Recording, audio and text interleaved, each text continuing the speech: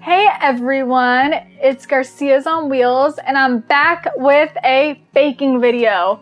Woo woo! Man, I feel like it's been forever since I've done a baking video. I don't even remember what my last one was. Do you remember, Reno? Nope. Nope. Anyways, I am baking baked oatmeal. Sounds funky, but it looks pretty tasty. I'm on a healthy kick because I'm trying to get really healthy. Once the heat kicked in, we kind of stopped doing things and that quarantine 15 kind of kicked in a little bit. We did really well in the beginning, but the heat just didn't work out. So I am doing what's called, let me get my handy dandy Pinterest, AMISH baked oatmeal. And all you do is you mix up ingredients and oatmeal, put it in a pan, you bake it, and it should be good. And this is just kind of like a base.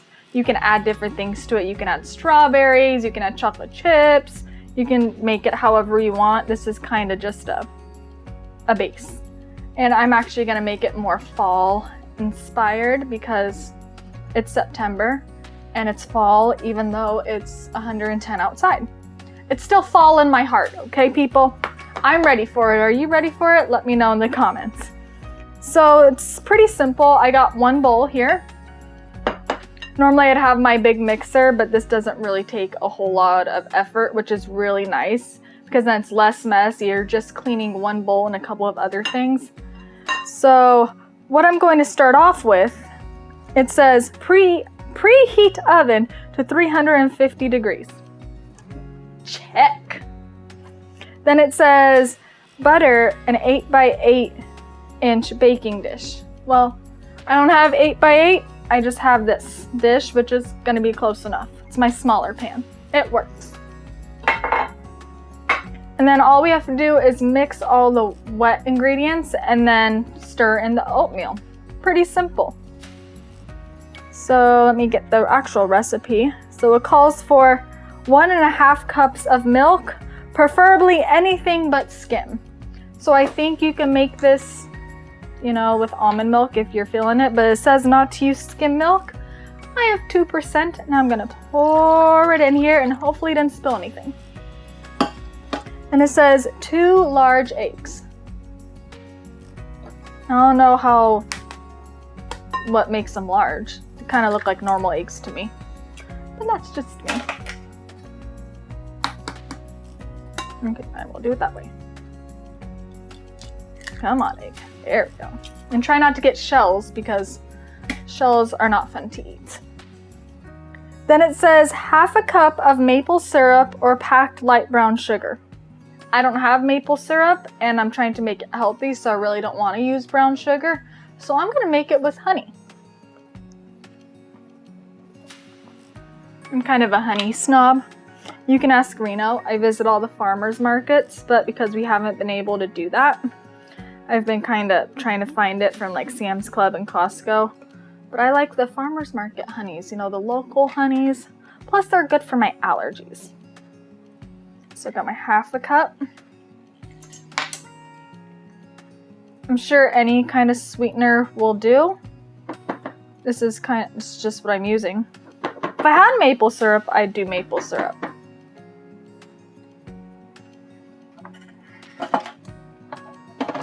Then it says 1/2 cup of butter melted. And I already did that, so here goes in my melted butter. 1.5 teaspoons of baking powder. Not soda, powder. Let me tell you, it makes a big difference. So I need my 1.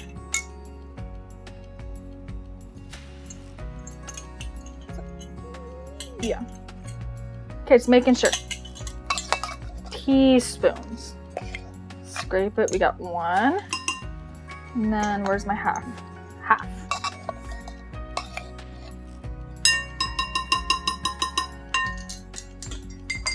And then it says 1 teaspoon of cinnamon. Now I have cinnamon, but I also have some ground nutmeg and then some pumpkin spice blend. And I'm gonna use all 3 of these because again, I'm trying to make it more fall inspired because it's fall in my heart. top off. So I think I'm gonna do like one of each just to make it flavorful. Oh no. Oh no. Doesn't fit, people. Okay, I'll do the half and just do a couple of those. 1, 2.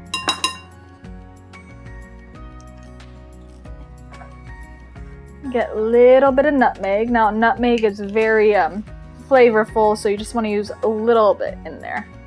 Unless you're a nutmeg fanatic, then do you, boo.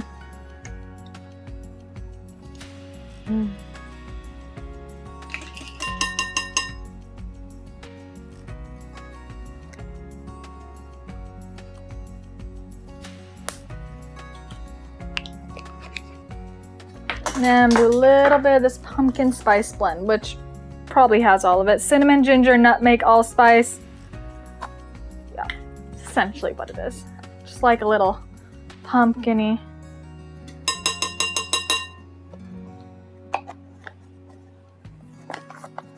Some vanilla and then some salt. Now I never really measure vanilla, just kind of squirt it in there. And then some salt. And drop things in the process. 1/4 teaspoon of salt. Ooh, it's the itty bitty one. So now we're just gonna mix this together and then stir in the rolled oats when everything is mixed. But we started distance learning for our district. As many of you know, we work for our local school district and everything's distance learning where we are at. And last week we had to hand out textbooks to all the students, or the ones who came. So they'd pull up, it was like a little section areas, they pull up with their cars, they radio the names, we'd grab it, go pull the books, and then check them out and then bring them to their tables.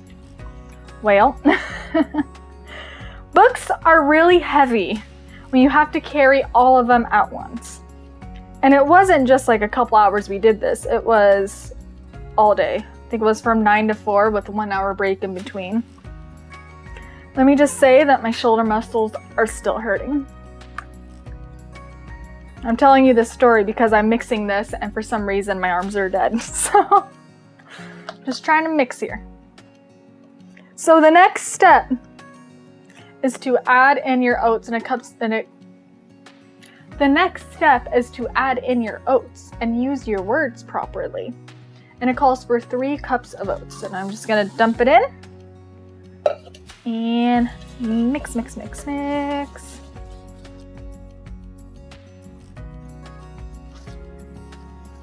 So it doesn't really say what kind of oats. Oh, it does say, okay, rolled oats. I take that back.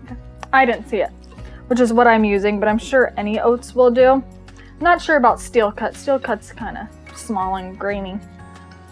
But I like rolled oats because they're chewy, and I like it a little bit more chewy when I make my oatmeal. I know steel cut is probably better for you, but well, I can't even choke it down. It's that bad.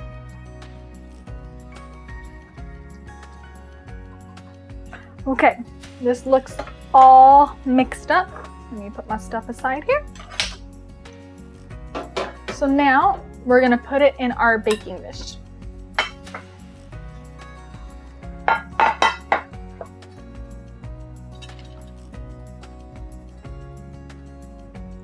Okay, and get a scraper.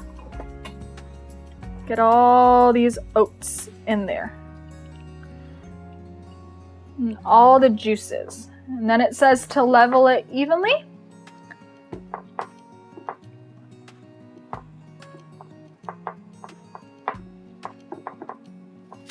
So this is what it's looking like. Now I'm gonna put it in. It says to bake between 30 to 40 minutes. I'm gonna check it at 30 and then go from there.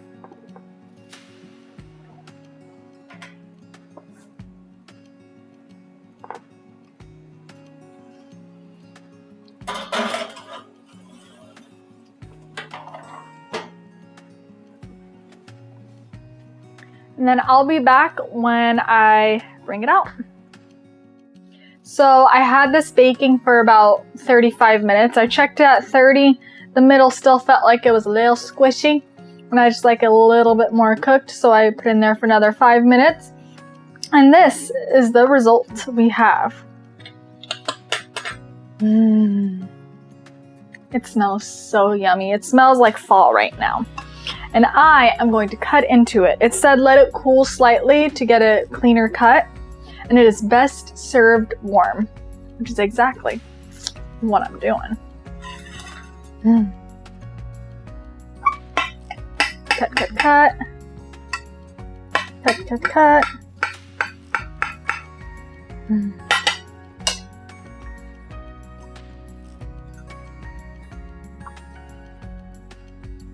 Look at that steam. Oh, that looks lovely. That looks lovely. I have not eaten anything today. I mean, I put some protein powder in my coffee, but this is technically my first actual meal.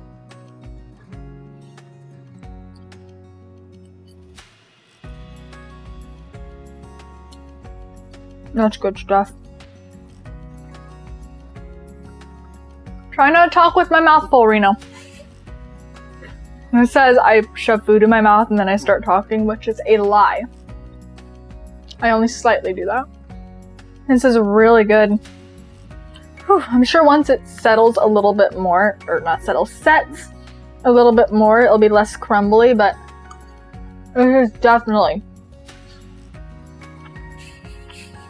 Shut up.